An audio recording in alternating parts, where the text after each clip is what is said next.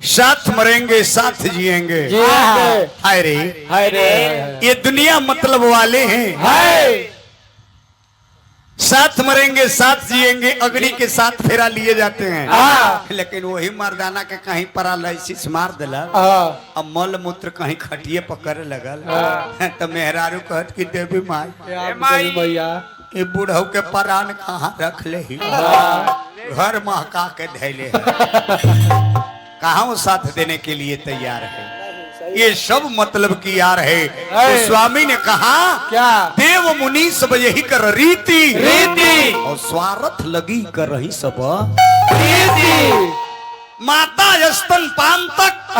भार्या प्रिय मकान तक इष्ट मित्र स्मशान तक बेटा अग्निदान तक यही रिश्ता है यही नाता है। कवनों के मेहरारू के साथ लागेला जे आधा रोटी खाई थी बलमुआ के संगे जीवन बीते थी। केकरा लागेला जे हमर पति प्रदेश रहते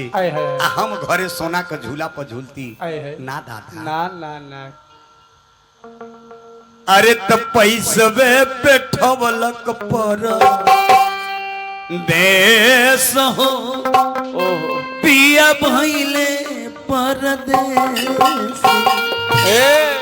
पैसवे के मोटर गाड़ी आए हाय पैसवे के रेल है जहाँ देखा धरती पर पैसवे के खेल है। अरे पैसवे बैठा वाला विदेश हो पिया भइले परदेश। क्या बात है। अरे एगो पत्नी कहतारी कहता पति से क्या? अरे आई बहरा से तो छूछे ना आए ना अगर छूछे आए तो फिर हम दोबारे अरे वह बहरा ना जाए। पहले के पत्नी कतना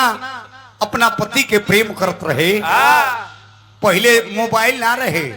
चिट्ठी पाती ना रहे सुगा तोता से कहत लोग पेड़ पौधा से कहत कोनो पत्नी अपना पति के शुभ कामना खातिर कहत रहे तन्नी तो सवेरे जल ढरकाई और सांझ के बारी दिया ए पीपर के पेड़ बताओ कहिया आई है मोर पिया। नित सवेरे शनिचर के दिन पानी पीपर में देवे। साउंड आपको सिटी मार रहा है सिटी मारे था मारी तो भाई और सवेरे पानी देके रात में आरती दिखावे पीपर के वही से पूछे बैटरी अच्छा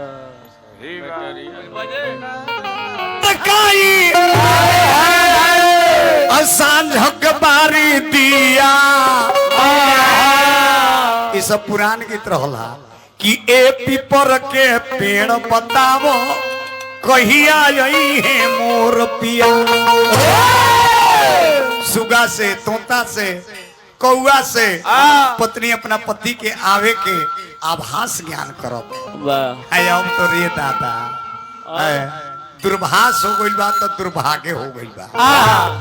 पत्नी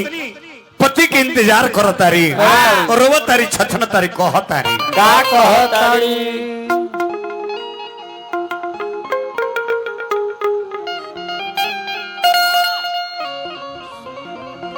तो ये जिंदगी के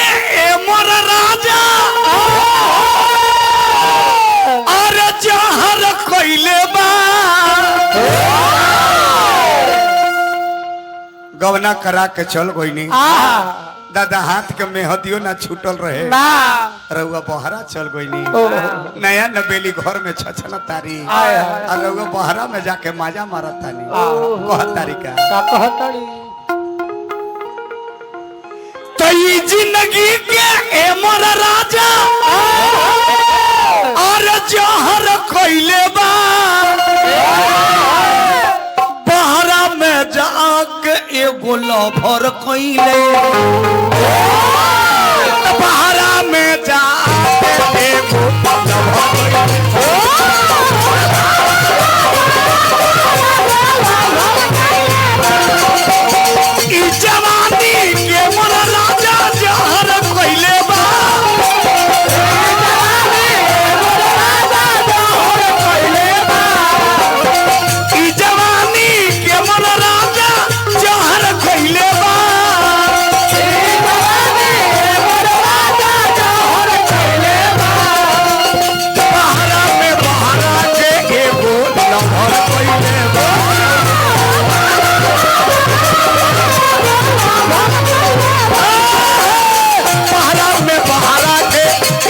लभर कइले बा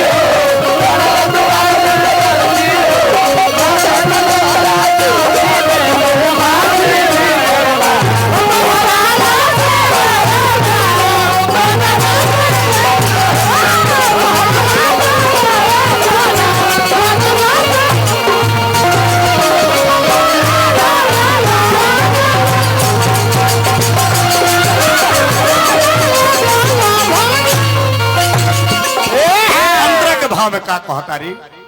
अंतरा के भाव में कहतारी कहतारी कि ए राजा एक एक दिन हम कीन के बितावता ने अरे दादा एक एक दिन हमार पहाड़ ऐसा बीतता का कहतारी अरे एक एक रतिया राजा बीतेला पहाड़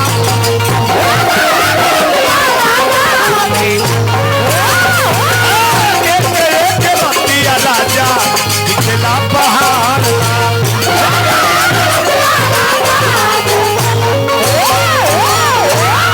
ताला मारे नदी कैसे सबर कइले बा ताला मारे नदी कैसे सबर कइले बा पहाड़ा के एगो लभर कइले बा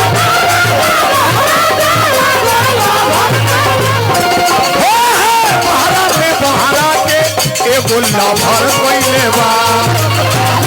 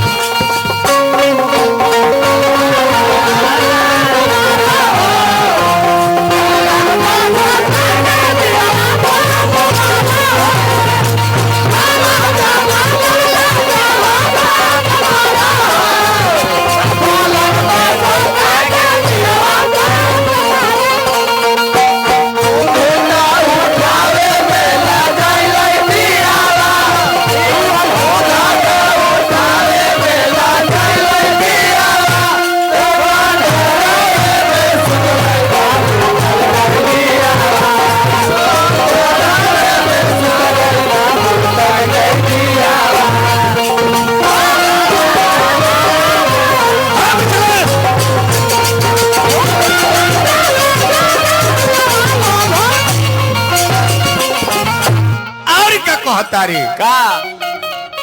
तपिहुनी नदिया के अरे दी कौन गारी अरे कौन गारी दी रे कटल देह में नदिया कतर की रे भौजी भैया हो अरे तपिहुनी नदिया के दी कौन गारी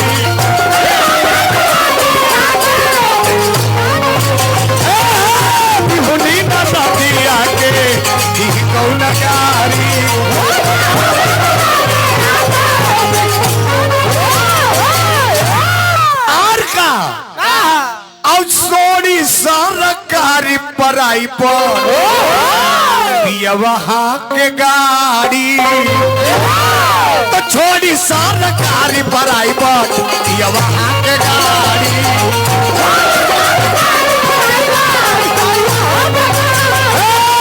छोड़ी सरकारी पराई पर वहाँ के गाड़ी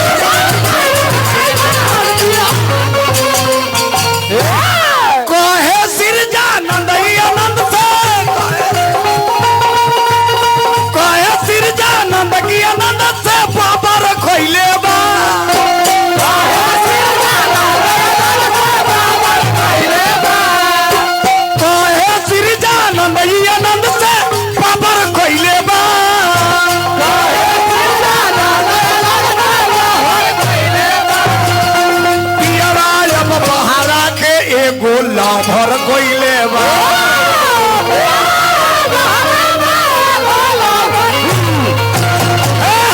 पियवा अब बहरा के एगो लभर कोइले बा